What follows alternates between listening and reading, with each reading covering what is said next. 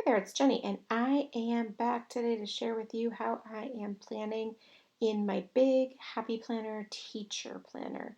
I am turning this into an ultra functional vertical planner with just one easy modification, which is a 2-inch wide piece of sticker paper. You can see I'm just trimming it off right there from an 8.5 by 11 sticker sheet.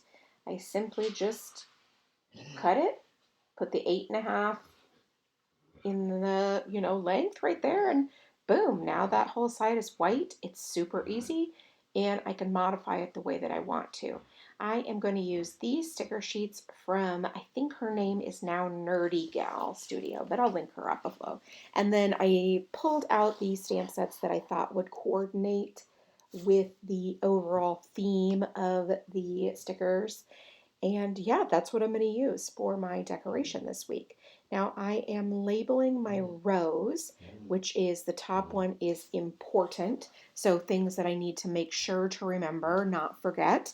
The next one is today. That's for my appointments, my activities, things like that, the things that I have scheduled. The next row is my personal to-do list, things around the house, things that I need to do myself, stuff like that. Then the next one is work tasks that I need to accomplish. And then the bottom is for what we have for dinner.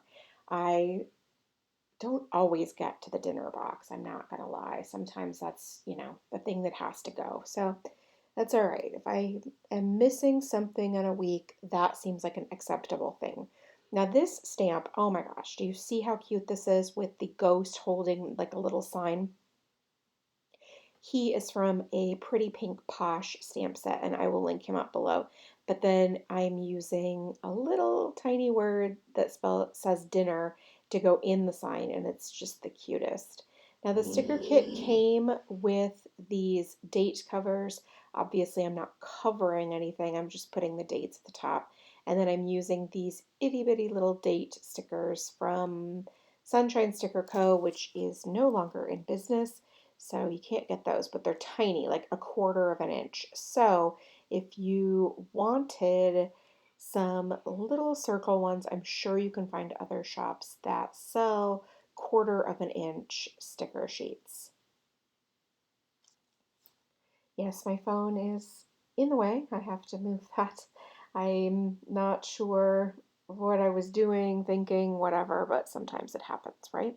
Sorry about that. All right, so now this is the really super old stamp set, like literally 8 years old, that I get the word dinner from, and then I'm also getting the large place setting stamp from that I'm using across the bottom to notate the dinners. I am sure there is something else out there that is still available that has something similar. I'm just not sure what it is. So I'd have to look for it to find it. But I love this stamp set and it's really fun to use.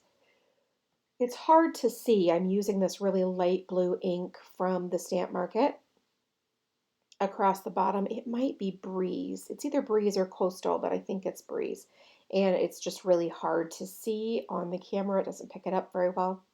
Now I'm going to add a visual triangle of decoration. So I'm just setting 2 over here on the right hand side because Saturday I hosted a Halloween party. And so it was really just doing all the things to get ready for that. So not a whole lot else going on Saturday, so I was free to add all of the decorations. Now I am going to go ahead and start adding all of my activities, appointments, things like that across that row, that today row. And I am using both mild liners and Zig clean color dot markers that are lavender, light blue, and light pink, as that goes with the colors from this sticker kit.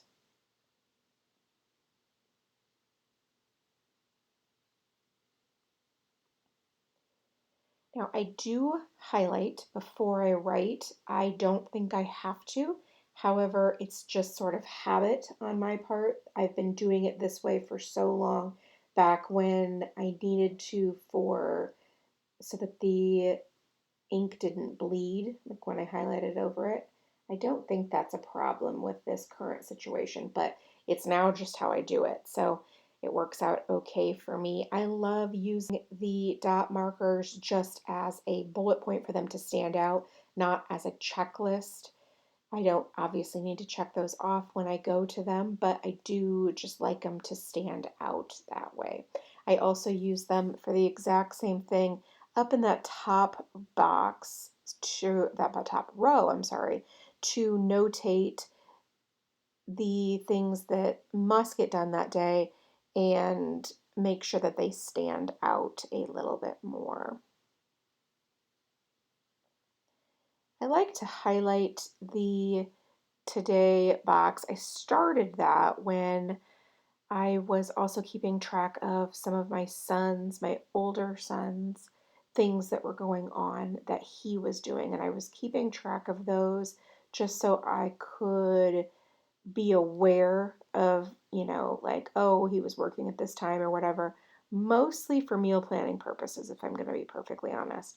But so I started highlighting because those were the ones that I needed to go to, be at, things like that. But now I just really like it because it helps differentiate multiple activities from each other. So for example, on Wednesday, you can see there's many things going on.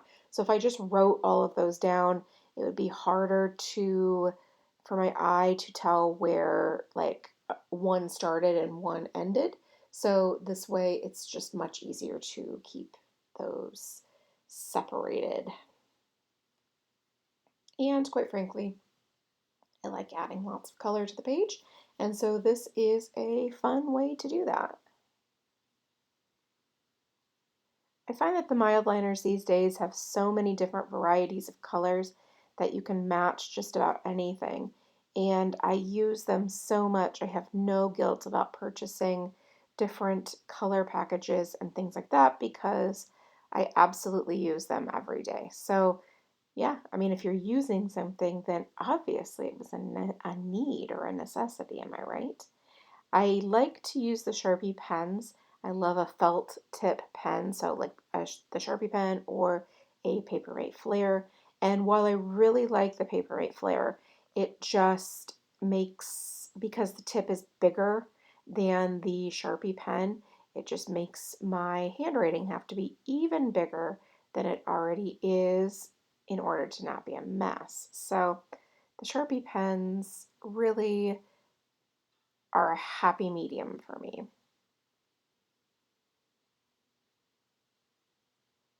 All right, so now we'll go day by day, adding my to-do lists and decoration at the end. Like I like to fill in the white spaces with, washi tape, leftover stickers, things like that. And so that way I know the whole week, like what I've got to work with in terms of white spaces. I could do it every day, absolutely, and I certainly have in the past. But I like doing it this way because then I can look at the whole week and see, like, okay, I've got this big chunk over here. I could use this big sticker or stamp or whatever the case may be, versus not being able to see the bigger picture all at once. I'm definitely a big picture kind of person.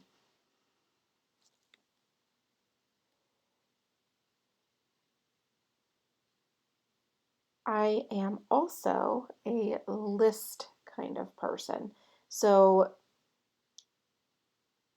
I have to brain dump, if you will. I have to get all of the things out of my head and down on paper. And this is kind of like there's a couple of different things there. One is that, so I don't forget anything because I'm very forgetful. Two is that it just stresses me out more that I'm going to forget something with all of the things swirling around in my head. So if I write them down, then my brain relaxes knowing that I wrote them down. I'm not going to forget them. They are in a list form.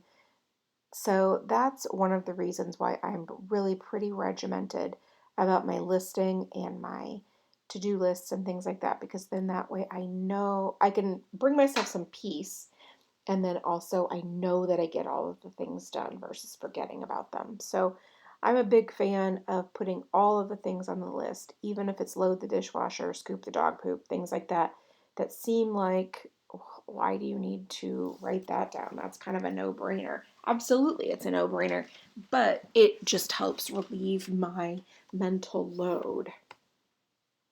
And let's not forget about the little serotonin boost from checking things off a list. Now, obviously, some days the lists are longer than others, and this particular week there was a really heavy focus on personal to-dos and not as many on my work to-dos. I just tried to be a lot more efficient, and I did less content creation based on the fact that I was getting ready for a party. And I also tend to be heavier at the beginning of the week on work tasks, and because I like to get things done early in the week and knock those right off the list. And I'm going back and trying to remember what we had for dinner. That can be kind of difficult for me to remember because, again, that memory thing, but looks like I was successful this week. All right, so now I can go back and I can add the decorative bits and pieces and all of that in my blank spaces. I've got all the functional stuff that is done. So like this kit, for example, came with those washi strips, but they're not really washi. They're just decorative sticker strips. And they look so cute in there. And this one, the thin one, spells Happy Halloween in the little pumpkins. So cute. I was really excited to use this one, as you can tell, because I did it basically first on this layout. Now, I also have this stamp set from scrapbook.com, and it has this really adorable haunted house that I thought was going to go perfectly with this layout because these stickers have the haunted house as well. And they're actually fairly similar, if you want to know the truth. I mean, they're not completely exactly the same or anything, but they're really fairly similar. So I was very much looking forward to using this stamp and then coloring it in on this week to make it feel fun and whimsical and like that whole sort of pastel Halloween effect. Now again, for adding in these little decorative bits and pieces, I'm trying to stay similar to what's included in the stickers. So for example, we have the haunted house, we have the cauldron, we've got a ghost, things like that. So I want to try to use the stamps that I have that are similar in theme to that. So for example, I'm not going to use a vampire because I don't have a vampire sticker. Now I could, absolutely, but that's just how I am making it easier on myself and more cohesive. Now that box sticker was very cute. I absolutely wanted to use it, but it was a little bit too big to use in the spot that I had selected for it. So I simply trimmed down a little bit off the top and the bottom, and it works great, and it looks really good in that little section. Now, I have talked about this before. I like to include what I'm reading and what I'm watching on my pages as well. And then what I do try to remember to do, though I forget quite a bit, is to use a different colored pen when I'm notating that. I just think it makes it pop a little bit, and then it ends up also looking fun and festive as well when you have some different colored pens on this page. So for example, because I used the pink and light blue and lavender highlighters, I was using those pens as well to write out my reading and TV watching.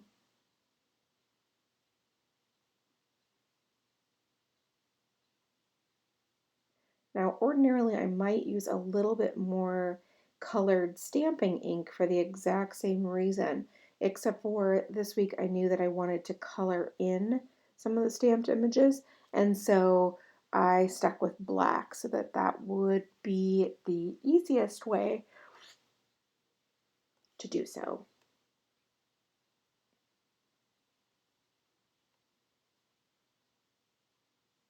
When possible, I will link up these stamp sets below.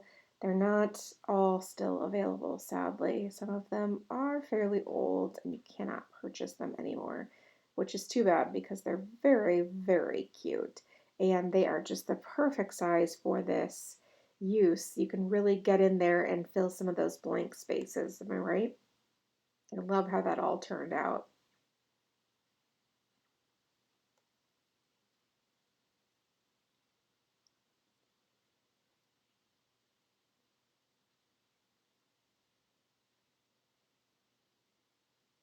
Now I want to test out some of my Tombow markers and find colors that go well with the color palette of the stickers.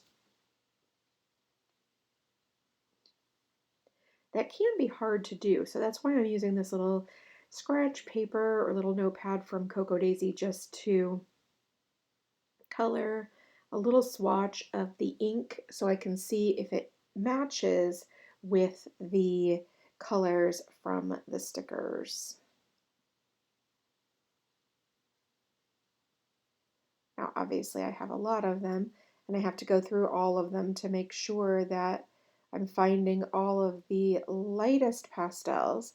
So I've got the ones that are perfect because these stickers are really some of the lightest pastels I've actually ever seen in stickers.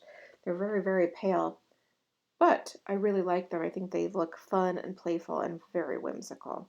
So now I'm just going to color in some of these things, including like the bubbling cauldron and the haunted house.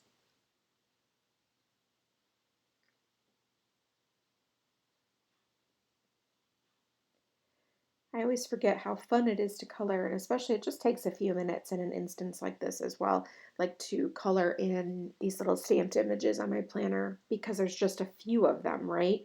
But it really is quite enjoyable and really lends itself to making this even more creative and fun. And that seems to me to be like kind of perfect, right? Now, speaking of perfect, I did not want this haunted house to look perfect. So I used both ends of this marker in order to create sort of random brush strokes so that that way the paint would look a little bit more dilapidated and a little bit more like distressed, that kind of thing. So that's why I switched midway through from using the finer point to the brush marker just because I wanted it to look more bad, if you will, so it looked like a true haunted house. All right, that is it for me this week. Thanks so much for stopping by and watching. If you have any questions, please leave them in the comment box below, and I will do my very best to get back to you. Thank you so much, and make it a great day.